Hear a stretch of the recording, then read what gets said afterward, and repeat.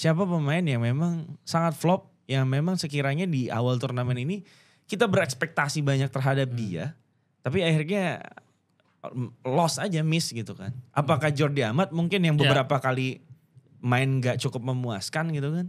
Ya kalau gue lihat ya pertama gue sepakat yang pertama adalah Jordi Amat. Selamat datang di Asis.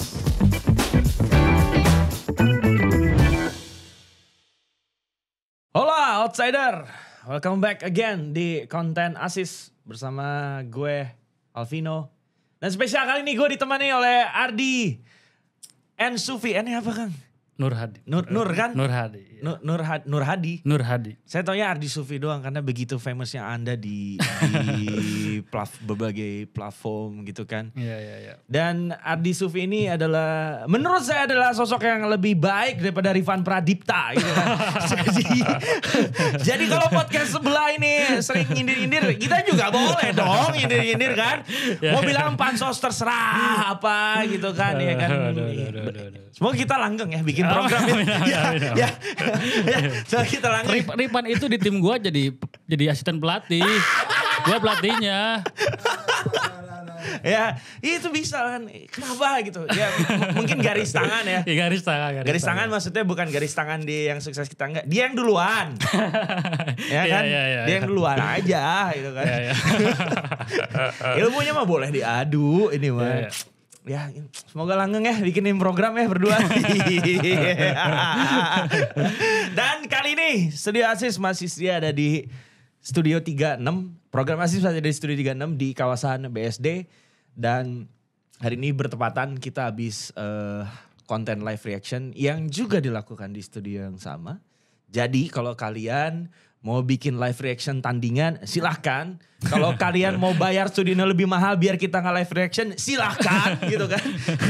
Boleh banget gitu kan. So kontaknya bisa dilihat di sini, di sini. Pokoknya buat kalian yang khususnya ada di sekitar BSD dan dimanapun lah mau bikin konten silahkan datang ke Studio 36 dan jaraknya cukup terjangkau. So kita sekarang jam berapa nih? Udah mau jam 10. Ya. Kita abis nonton live reaction lawan Jepun, lawan Jepang. Lawan Nihon. Which is terakhir ketemu tahun 90-an dan mungkin catatan statistik udah atau pertemuan catatan rekor pertemuan tuh udah gak relevan lagi ya. Udah gak relevan buat ditarik di zaman ini. Tapi pertanyaan standar in overall mungkin pasti ya kan gimana mainnya Indonesia. Cuman gue mau nanya in overall gimana mainnya Jepang. Karena selama 2 game sebelum lawan Indonesia justru timnas Jepang ini gak lepas dari sorotan juga gitu. Karena status dia sebagai kontender nomor 1 untuk rebut trofi juara dari Irak juga bebannya cukup besar. Dan sebelumnya kita ngomong juga di live reaction bahwa yang bikin beban Jepang jadi besar juga bukan karena gak mungkin status pemainnya sebagai idol itu gitu kan. Itu gimana lihat Jepang? Jepang ya datang dengan skuad yang menurut gua mungkin bukan yang terbaik ya. Karena secara komposisi pemain gak ada Daichi Kamada yang menurut gua sekarang jadi salah satu pemain terbaik di Jepang. Ada juga gak ada juga striker nomor 9 mereka Furuhashi ya. Kyogo Furuhashi yang main di Celtic. Tapi ya yang namanya Jepang mereka punya banyak sekali bintang sebetulnya kan. Jadi ketika mereka memulai atau bertanding di Piala Asia ini sebetulnya ekspektasi publik terhadap Jepang itu sangat tinggi. Maksudnya tinggi di sini adalah dengan satu grup dengan Irak, Vietnam yang secara kualitas mungkin dinilai lebih secara kualitas pemainnya gitu di bawah Jepang. Kata robot juga lebih. Ya karena mereka kan secara historis pun jadi negara dengan trofi terbanyak Piala Asia dan mereka pun paling dijagokan untuk juara. Jadi ketika ternyata hasilnya justru Irak yang menang 3 kali beruntun di fase grup gitu ya. Ini memang akhirnya di luar perkiraan gitu, perkiraan bahwa ternyata Jepang tidak sedominan itu gitu di Piala Asia kali ini gitu. Dan kalau gue sih menyorotinya adalah bagaimana siapa Hajime Moriyasu ini Hajime Moriyasu merombak atau mengotak-atik lini depan ketika Piala Asia ini berlangsung. Ketika lawan Indonesia penyerangnya adalah Ayashi Ueda. Di pertandingan sebelumnya ada Minamino. Sebelumnya pokoknya penyerang lain yang pada akhirnya kita belum melihat Jepang tuh ini loh sekarang starting 11-nya gitu. Kalau kita dulu melihat mungkin wah ini Nakata udah pasti starter nih gitu. Dan Takahara gitu dan itu di Jepang itu mungkin saking banyaknya talenta yang lagi bagus.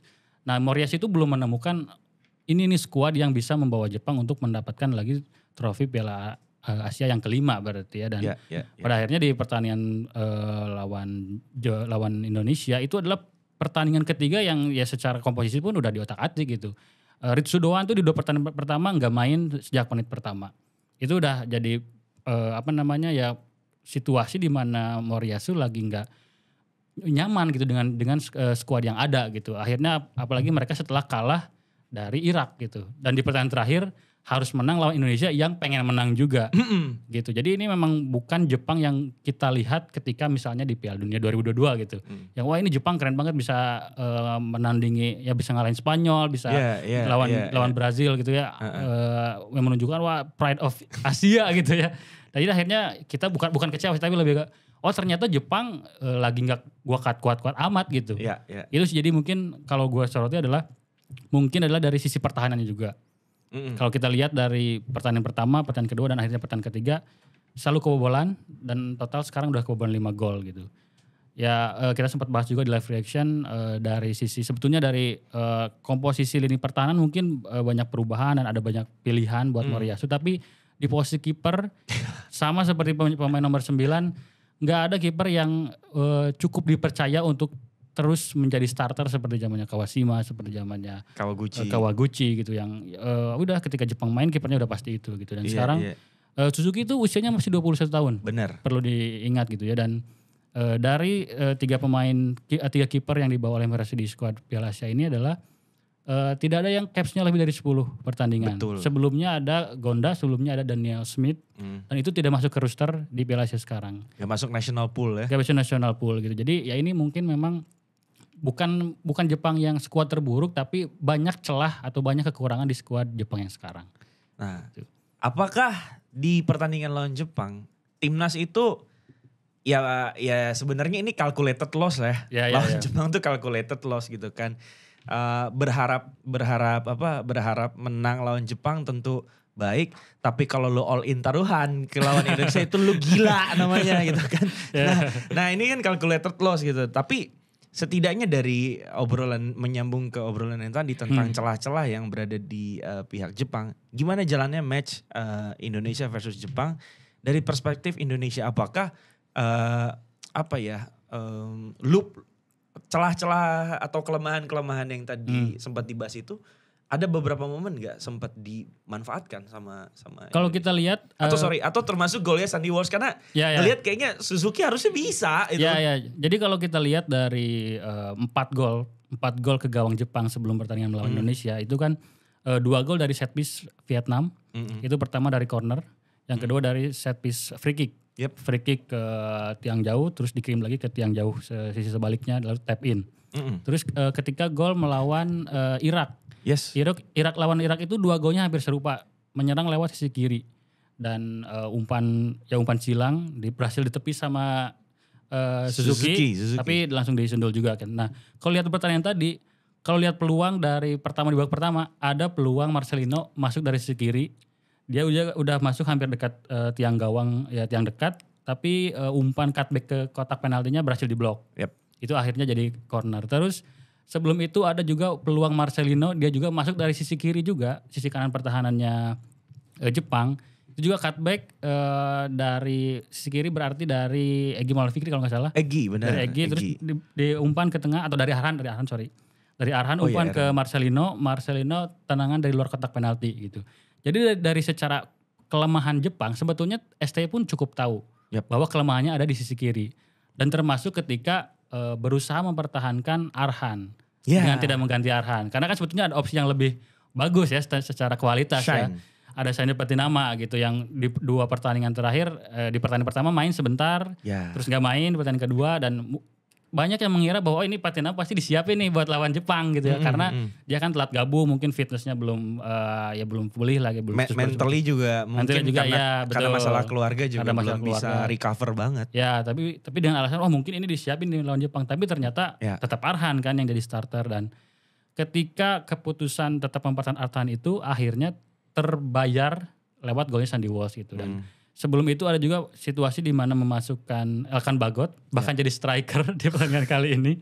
Dan secara skemanya itu dari long throw, passing ke Elkan Bagot terjadi chaos lah gitu ya. Akhirnya bolanya memantul ke Sandy Walsh dan akhirnya jadi gol. Sebetulnya ST itu secara analisisnya udah tepat. Kelemahannya di set piece, kelemahannya di sisi kanan gitu. Karena kita nggak ngelihat sisi kanan kita atau sisi kiri pertahanan Jepang itu bisa ditembus gitu. Dan kita nggak melihat itu di sepanjang pertandingan. Tapi di kiri atau di kanannya pertahanan Jepang, itu kita melihat itu.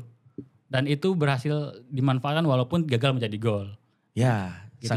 Jadi ya mungkin ini lebih ke, karena kualitas kita ya segitu-gitunya gitu. Kita nggak bisa berekspektasi lebih gitu dengan squad yang seperti sekarang gitu. Ini udah yang kalau bahasa gue sih lebih ke para pemain kita udah bermain dengan level sebagaimana mereka mestinya. Oke. Gitu. Iya sih kayak ngelihat Jepang pun sebenarnya masih ada celah di sana kan, dan dari gue yang nonton tadi sebenarnya ini Jepangnya tidak terlalu mengerikan seperti Jepang zaman sebelumnya. Jadi era Honda lebih baik daripada era Suzuki ya. Era Honda lebih baik daripada era Suzuki ya. Gitu. Nah, oke. Nah, tapi as a game ini game plan. Shin Tae-yong dari 3 match terutama meng-highlight game lawan Jepang, ada ya mungkin Kang Ardi yang lebih jeli paham, mungkin lebih mengerti dengan sisi taktikal.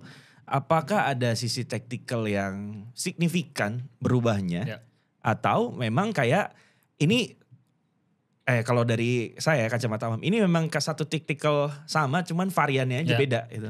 Kalau dari khususnya untuk pertandingan sekarang, berarti dengan komparasi pertandingan sebelumnya lawan Vietnam, sebetulnya kan dari starting line up itu hanya berubah Rizky Ridho. Rizky Ridho itu nggak main di pertandingan lawan Vietnam. Betul kan, ya karena yang mengisi posisi Rizky Ridho itulah Sandy Walsh. Sandy Walsh di posisi wing back kanannya ada Asnawi. Nah, dan Elkan gak main. Elkan gak main Hubner juga. Yang di belakang gitu. Nah, dan di pertandingan sekarang Hubnernya tetap di posisi itu.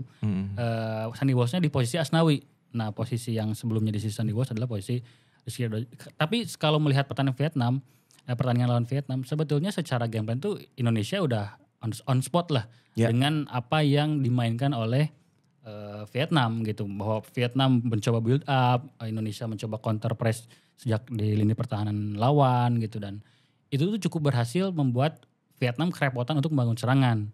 Tapi ketika ini diaplikasikan ke Jepang dengan kualitas pemain dan kualitas build up yang lebih bagus, kita tuh saling lolos pada akhirnya. Karena kita berusaha juga untuk high press di atas, tapi karena Jepang secara build up-nya itu udah lebih fasih dibandingkan pemain Vietnam. Karena kan Vietnam ada situasi di mana mereka baru pergantian pelatih, mungkin ada beberapa pemain yang masih berusaha adaptasi juga dengan taktik tersebut gitu.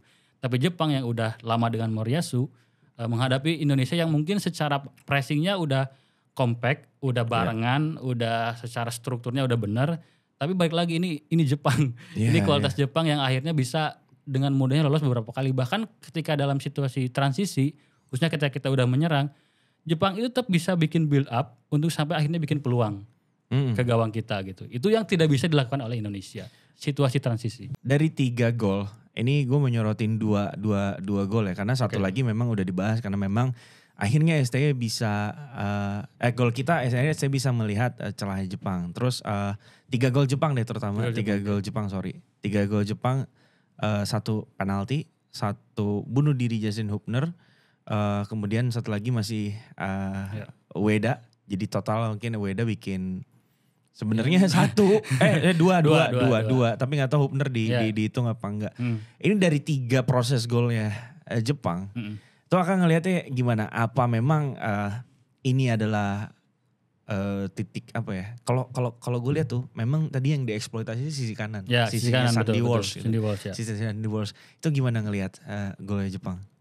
Kalau melihat dari secara proses sebetulnya ini menunjukkan situasi atau kelemahan Indonesia sebetulnya. Justru bukan kelebihannya Jepang, tapi kelemahan Indonesia. Karena kalau kita lihat dari pertandingan lawan Irak, pertandingan lawan Vietnam, sisi kanan kita yang lebih sering dieksploitasi. Benar. Kalau sebelumnya mungkin ada situasi di mana Yaakob Sayori yang lebih difokuskan untuk menyerang di sisi kanan, sehingga Asnawi yang dia juga harus bantu lini serang dari sisi kanan agak kerepotan untuk bantu defense-nya. Gitu. Jadi kalau ketika sekarang lawan Jepang akhirnya diforsir di area tersebut, dan pada akhirnya ya kita ya kejebolan ya di area tersebut. Jadi ya ini adalah bukan dari kelebihannya Jepang kalau saya lihat, tapi ini lebih ke kelemahan Indonesia yang belum bisa diatasi di sisi kanan. Dan kalau dilihat juga dari segi pergantian pemain dari Sandy Walsh terus ke Asnawi, terus Yaakob Sayori di depan terus disimpan lagi ke wingback, mungkin emang ada persoalan di sisi kanan kita. Berbeda dengan di sisi kiri. Di sisi kiri itu Arhan udah jadi jaminan starter bahkan main sampai menit akhir. Gitu. Maksudnya ya kecuali Patinama ketika dia dimainkan sebagai pengganti, tapi secara sisi pertahanan di situ begitu Elkan Bagot tidak bermain sesuai ekspektasi di pertandingan lawan Irak, itu langsung diganti oleh Hubner, dan Hubner itu udah langsung ibaratnya solusi selesai gitu.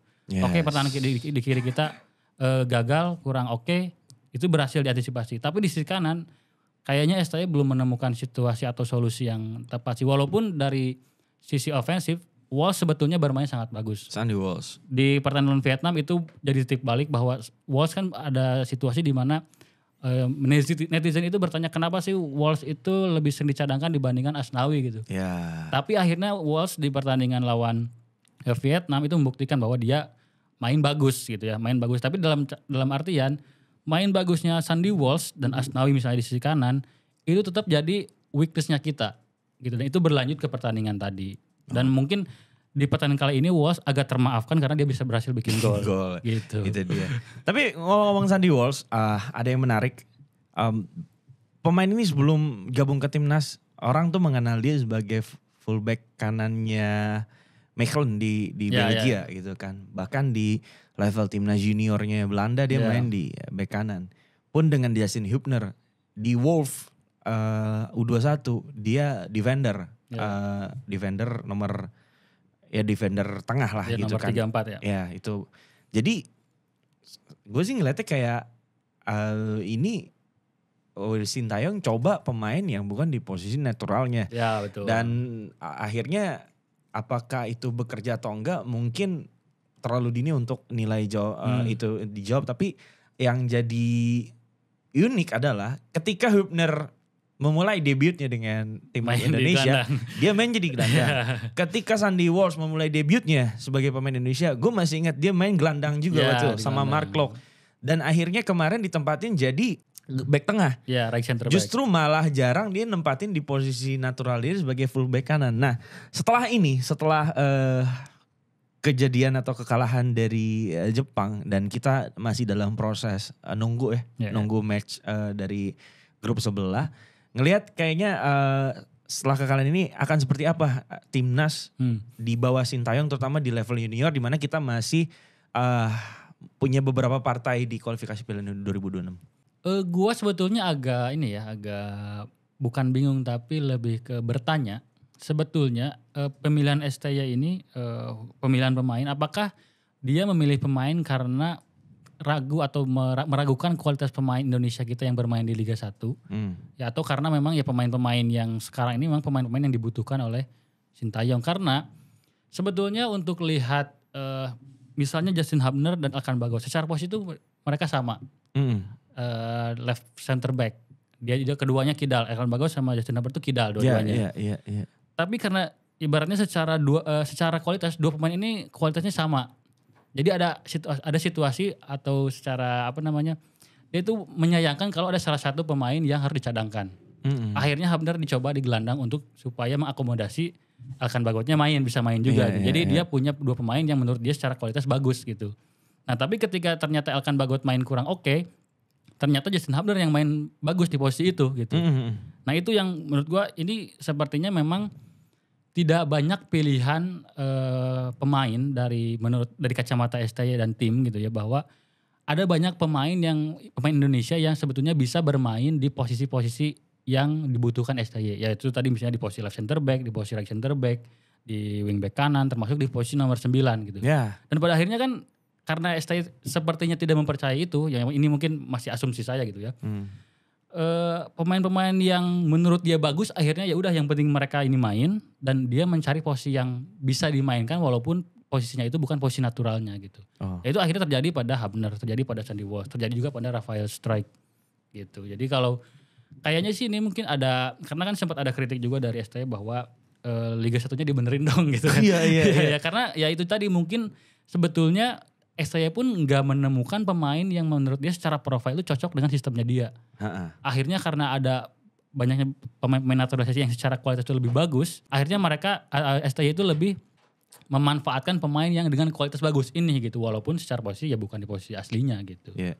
Ini kita siaran habis match lawan Jepang dan di besok harinya ada match Jordan lawan Bahrain juga, menyusul malamnya ada Oman dan Kyrgyzstan. Setelah itu akan terjawab kita pulang atau bertahan di Qatar dengan skenario-skenario yang ada. Kalian juga bisa googling bagaimana, tapi yang jelas bahwa Jordan harus kalah dari Bahrain dengan sekian gol. Ya kan? Karena kita -2 -3 berarti. Ya, yang jelas Bahrain harus kalah. Bahrain harus kalah ya. Oman harus kalah. Oman harus kalah. Bahrain ya, Bang, harus kalah ya, Bang. Bahrain harus kalah. Hah? Iya, Bahrain harus kalah. Bahrain harus kalah. Jadi kalah besar. Jadi itu akan jaga peluang kita. Dan kalaupun lolos, Bahrain kalah dari 3 gol dari Jordan, dan apapun ceritanya Oman mesti kalah dari kalah atau imbang dari Kyrgyzstan.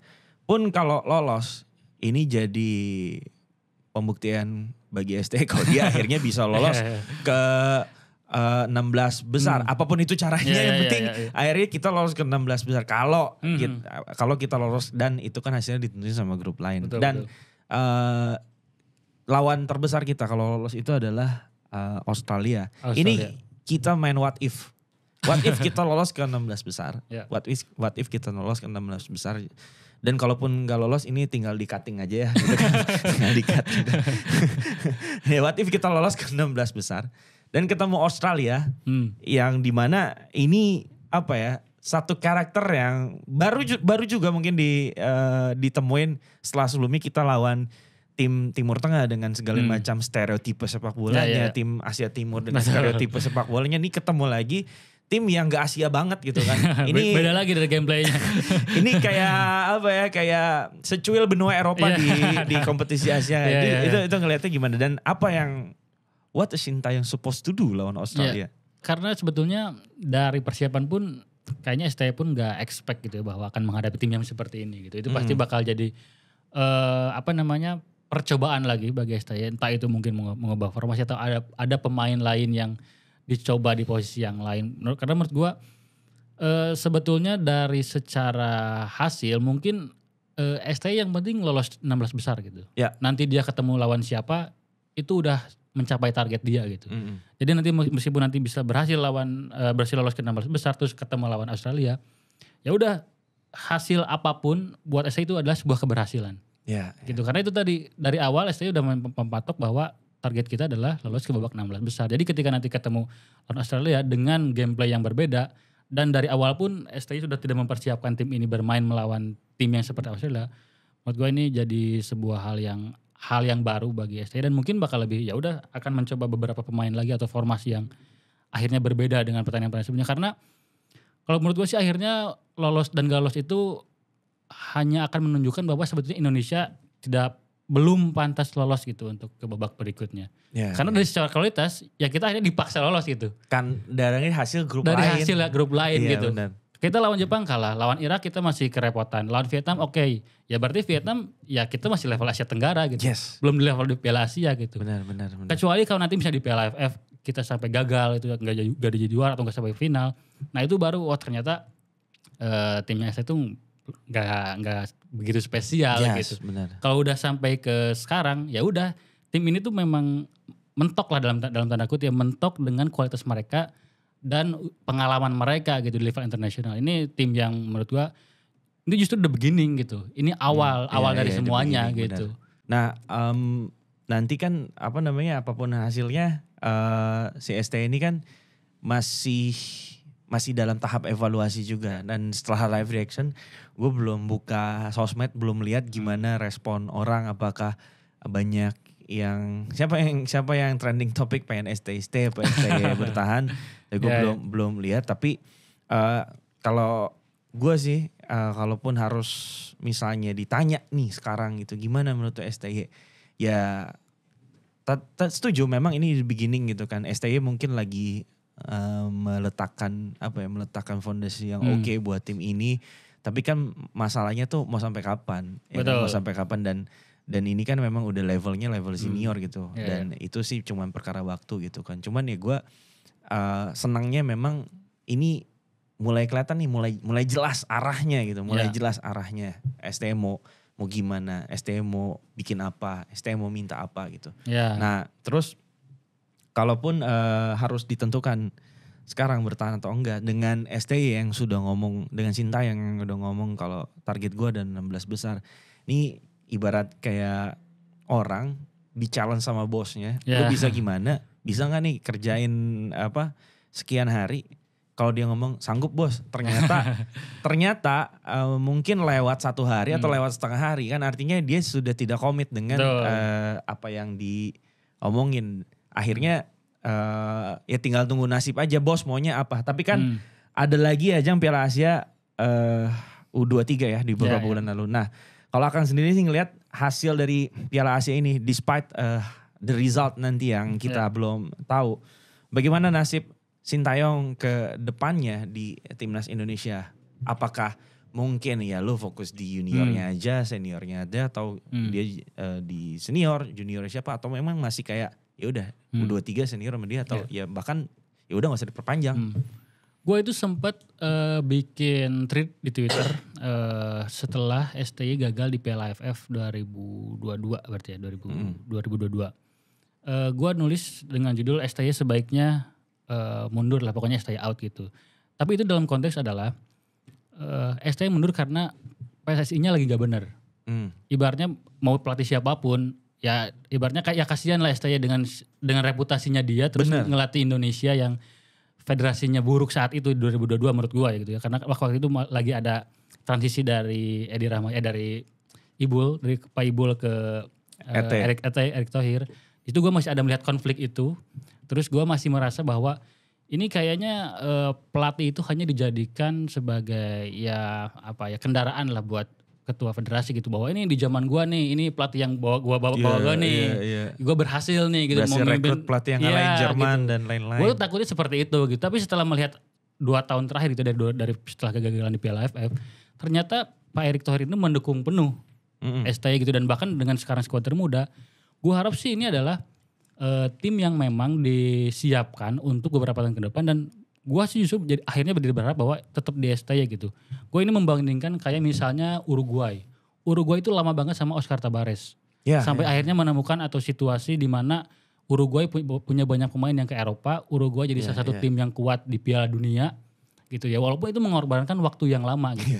Tapi ini adalah situasinya lagi tepat nih gitu. Pemain-pemain bagus dan usianya muda masih lagi bermunculan gitu. Potong generasi udah dilakukan, dan kebetulan pemain naturalisasi pun lagi baru mulai dilakukan juga gitu. Karena takutnya kalau STI misalnya di-cut gitu di pertengahan tahun ini, pelatih baru datang, itu berbeda filosofi dengan apa yang sudah dilakukan STI sekarang gitu. Misalnya STI kenapa kemarin dipecat? Karena dia nggak achieve dengan KPI-nya. Ya udah berarti gue harus mencapai KPI itu gitu. Akhirnya diubah gitu.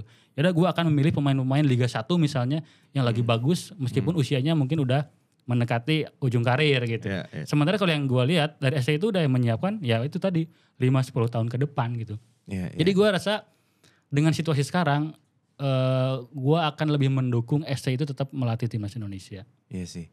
Oscar Tabares tuh pelatih di level tim nasional terlama yang pernah megang satu tim nasional. Betul. Di bawahnya lagi pernah ada pelatih Denmark, Olsen itu ya. Olsen itu cukup panjang juga ngelatih timnas. Sebelum ke segmen netizen mau apa, ini kita juga mau untuk setidaknya nyorotin individual per individual. Oke. Di turnamen Piala Asia ini tentu harapan kan muncul di pemain-pemain European base kita lah Oke. untuk bisa perform gitu kan. Hmm. Dan kalau untuk menentukan tadi juga di live reaction ngomong siapa yang paling banyak menyita atensi, tentu absolutely mungkin Justin Hubner karena Hubner, dia udah proven masuk di atas kertas dia masuk tim terbaik di game day kedua. Kemudian selain apa Justin Hubner, kalau boleh nentuin sih akhirnya ini mungkin agak di luar radar ya, tapi Hernando tuh proven banget sih untuk di level ini. Mohon maaf dengan size keeper yang gak terlalu ideal, akhirnya dia bisa ngebuktiin gitu kan. Terlepas dari lawan Jepang itu yang memang calculated loss, tapi appreciate buat Hernando. Cuman tadi gue juga lupa nanya, siapa pemain yang memang sangat flop, yang memang sekiranya di awal turnamen ini kita berekspektasi banyak terhadap dia, tapi akhirnya loss aja, miss gitu kan. Apakah Jordi Amat mungkin yang beberapa kali main gak cukup memuaskan gitu kan? Ya kalau gue lihat ya pertama gue sepakat yang pertama adalah Jordi Amat, karena kalau lihat match lawan Irak itu ada beberapa momen atau kesalahan yang justru berawal dari Jordi Amat gitu, atau melibatkan Jordi Amat dengan usianya dia yang udah 30 sekian, dengan tim ini yang justru di awal, gue rasa ya Jordi Amat ini mungkin akan jadi pemain yang pada akhirnya akan terdepak gitu ya pelan-pelan gitu, karena kayak misalnya dulu ada Fahrudin. Fahrudin kan ibaratnya bagian dari generasi terakhirnya sebelum STY kan. Tapi pelan-pelan karena Fahrudin juga udah berumur juga, udah 30 plus gitu. Akhirnya terdepak lah. Sekarang tinggal menyisakan yang pemain yang 30 plus itu ada Mark Locke, Adam Alis sama Jordi Amat gitu. Nah, dengan Jordi Amat yang statusnya adalah naturalisasi, justru kita ekspektasinya lebih dong ke Jordi Amat. Apalagi dia di posisi sentral di antara 3 back gitu. Dan di antara 3 pertandingan kemarin ya hanya pertandingan melawan Vietnam Jordi Amat main perform ya sesuai ekspektasi lah. Tapi kan ini Vietnam levelnya Asia Tenggara gitu. Sementara ibaratnya dengan kualitas lu harusnya lu bisa mengangkat tim ini ya ketika lawan Jepang, ketika lawan Irak gitu. Bener. Justru itu yang diharapkan Jordi Amat tuh munculnya di situ, tapi dengan dua pertandingan itu yang mengecewakan, menurut gua Jordi Amat pantas dianggap flop sih. Terus yang kedua sih mungkin bukan flop tapi kurang maksimal itu Rafael Struijk sih. Karena gue masih melihat Struijk itu terlalu dipaksakan di posisi nomor 9 walaupun ya kalau gue melihat dari sisi ST ya mungkin karena gak ada lagi pilihan di posisi tersebut gitu ya. Karena Sananta juga nih tadi sempat trending Sananta ternyata memang infonya dia lagi gak fit ya. Cedera. Ya itu jadi kalau gue bukan flop sih tapi akhirnya tidak termaksimalkan gitu karena dia harus dipaksa bermain di nomor 9 sementara dia naturalnya bermain di winger gitu karena dia punya kecepatan, dia punya finishing yang secara kalau nomor 9 itu dia harus bisa membelakangi gawang lawan kan. Dia harus bisa melindungi bola, dia harus bisa off the ball-nya lebih area bermainnya lebih banyak gitu dibandingkan pemain flank yang yang cenderung area bermainnya lebih sedikit gitu dibandingkan area di nomor 9 gitu. Dan Struijk itu dengan usia dia yang masih 20 tahun itu dia masih mentah lah untuk bermain di posisi itu gitu. Dan akhirnya kita tidak punya pemain atau penyerang yang bisa jadi goal getter gitu. Nah ini kalau lihat dari pencetak gol kan Marcelino, terus Asnawi dan akhirnya Sandy Walsh gitu. Pemain-pemain yang sebetulnya bukan goal getter gitu. Jadi menurut gue jadi selain Jordi Amat adalah Rafael Struijk dan itu harus dicari solusinya sih untuk pemain nomor 9. Dengan privilege Rafael Struijk yang dia merupakan homegrown player divisi, dengan mohon sangat Rafael Struijk jangan ke Liga Indonesia itu. Bertahan aja di Liga Belanda gitu, atau ke Liga Norway kemana biar dia berkembang gitu. Enggak terlalu bukan ngebandingin tapi enggak terlalu dini kayak Ezra Walian yang dia memutuskan untuk di usia muda pergi ke Indonesia dengan kualitas Rafael Struijk juga dengan di mana dia tinggal dia bisa lebih improve lagi dengan lingkungan yang dia punya gitu. Dan menarik tadi ngomong Jordi juga pernah ada di Manila ketemu terus ngobrol sama Jordi. Ngobrol terus akhirnya deh iya ya gue baru ngeh ternyata gue ini paling tua di sini gitu kan. Gue ini paling tua di sini dia bilang kan dan ini usianya mungkin udah ada yang beda 10 tahun 15. Iya betul, juga ya gue paling tua. Dia pun akhirnya baru ngeh gitu pas ngobrol gue paling tua gitu. Jordi Amat. Oke. Kita masuk ke segmen kedua. Netizen mau apa? Alright, ini dari long time no Teeth. kita udah kompak ya bikin acara bareng dong. Bang Rais gak usah sini lagi lah. Nah, ini dari long time no teeth. Panasnya Harusnya jadi bisa imbang sih kalau gawang Indonesia taruh di luar stadion. ini tuh, yang ini sebelah gue udah expert gitu. Kira lu mau nanya yang teknis gitu. Gue mau ngomong, Kang ini gimana? Ada tanggepin ya secara teknis. Ini jokes bapak-bapak gini ganti lanjut. Tapi ini lihat di likes oleh 1195 orang loh. Ya mohon maaf ini yang like juga ya. Nih, Nicholas Andre. Gak apa-apa Indonesia kalah. Kita udah menang atas Jepang. Tahun 1945. Kata siapa? Hah? Emang ada orang Jepang kayak mobil buatan Indonesia? Gak ada kan? Aduh. Ya dia menang sih. Tapi itu yang gue bilang kan kayak yang live reaction. Jepang tuh dulu bisa nguasain Asia karena perang sama Amerika karena kamikaze-nya, serangan bunuh diri. Harus di match tadi kita yang kamikaze gitu kan. Kita yang terang gitu terus sampai akhirnya mati sendiri gitu kan. Oke, lanjut. Joel Jala. Entah mau nyalain siapa karena lawannya beda kelas.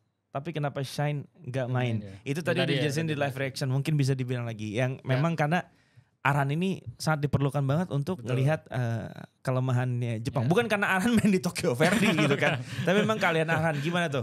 Jadi ya alasan pertama adalah kan karena Shane itu paling telat gabung ke timnas. Karena ada musibah dulu lah di masalah pribadi Shane. Dan dia itu baru gabung H-1 kalau nggak salah. Atau hari H ya? Ya bahkan setelah pertandingan. Setelah pertandingan ya.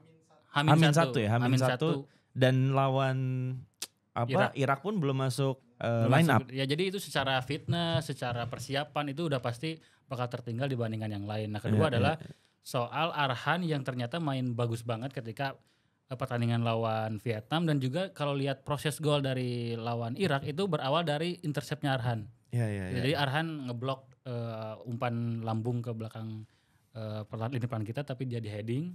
Dari situlah sequence passing itu dimulai dari kiri bisa akhirnya pindah ke kanan. Melipat Ivar Jenner terus ke Jakub Sarah dan akhirnya ke gol Marcelino Ferdinand. Jadi secara kualitas mungkin Patinama memang lebih bagus. Tapi secara kesiapan pemain, secara mental, secara grafik permainan Arhan ini yang memang menurut gua justru memang lebih layak jadi starter di pertandingan tadi gitu. Dan musim depan Arhan main di K-League 1 naik level betul. Mungkin perform kan nih kira-kira. Dan mungkin ya ada sisi di mana ST itu cukup percaya juga sama Arhan dan kan dia kan sempat bikin statement bahwa ini Arhan kalau nggak dipanggil timnas, kalau nggak dimainin, kasihan karirnya gitu kan. Ya itu tadi, jadi ada sisi ya humanisnya juga mungkin dari ST bahwa ya Arhan ini punya potensi gede loh gitu. Jadi dia harus punya panggung gitu dan mungkin dengan Arhan main bagus sepanjang Piala Asia atau mungkin dari persiapan akhirnya bisa pindah ke K-League gitu. Iya, dan dia mematahkan bahwa dia adalah anak emasnya betul. ST.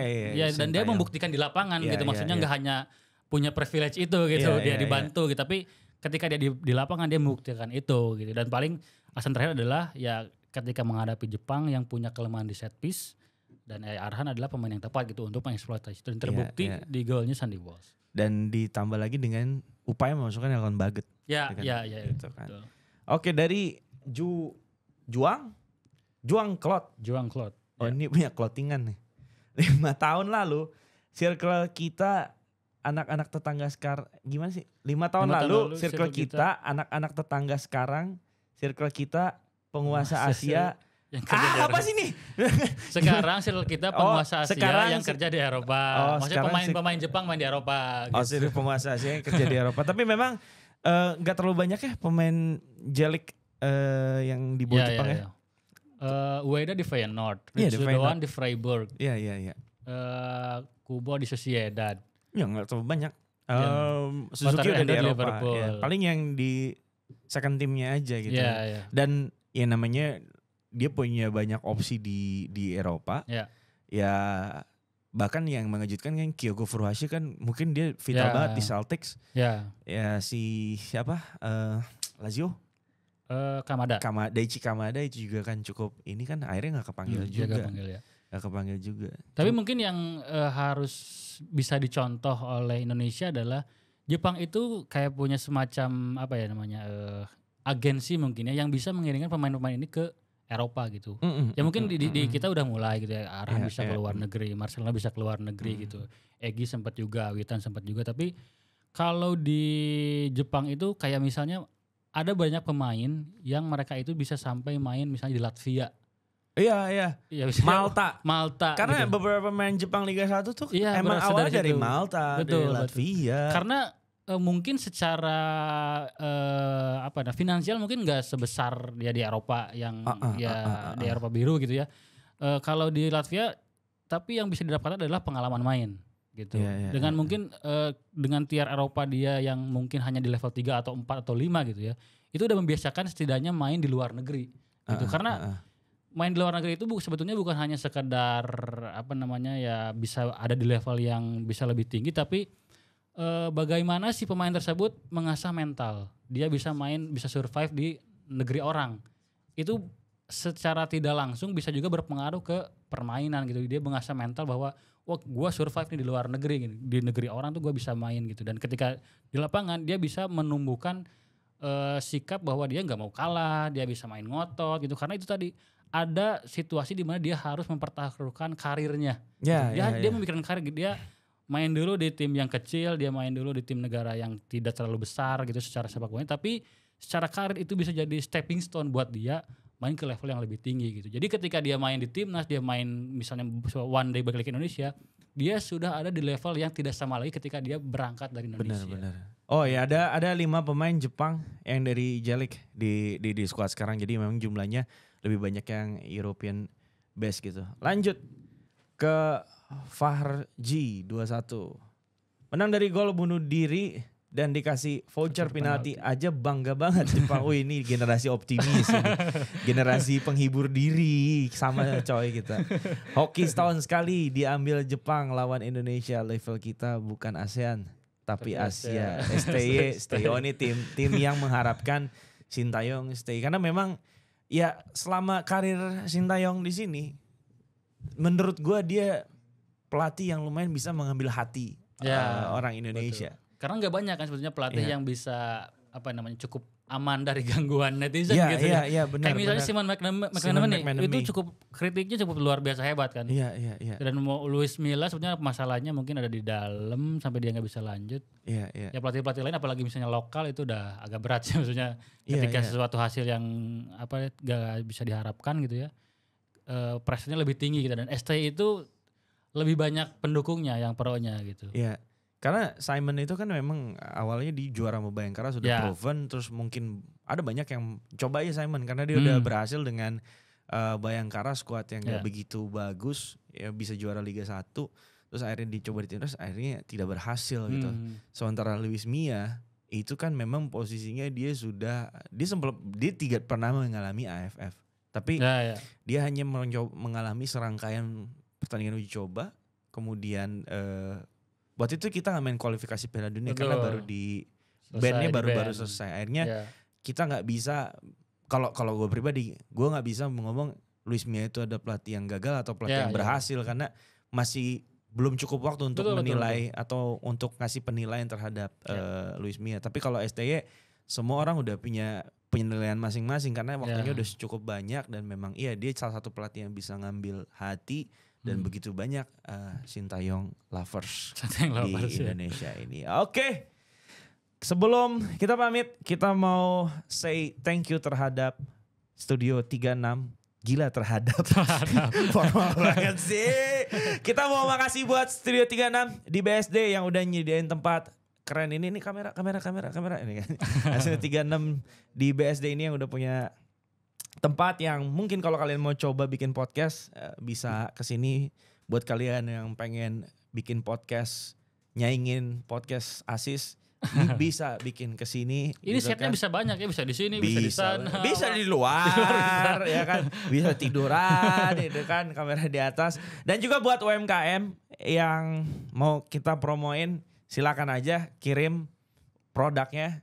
ke sini, nanti kita promoin, kita support UMKM. Ya silahkan, pokoknya UMKM apapun silahkan nanti hubungi kontak yang tersedia. Dan pokoknya terima kasih atur nuhun Kang. Siap. Sudah bergabung di sini, dan ini mungkin semoga bukan yang terakhir ya. Oke, gue Alvino sama Ardi Sufi pamit, dan sampai jumpa Outsiders di episode Asis berikutnya. Ciao.